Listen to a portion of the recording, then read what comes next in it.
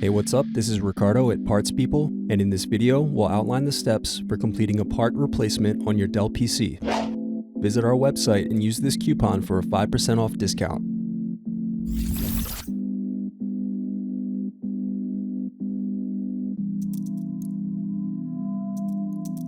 First, unscrew and remove bottom base.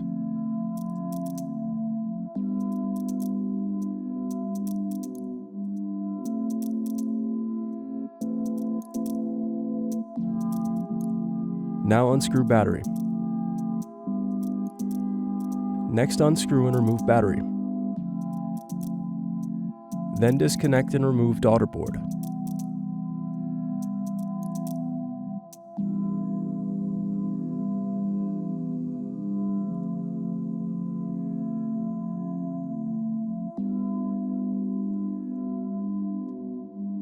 Thanks for watching. Don't forget to like and subscribe if you enjoyed this video.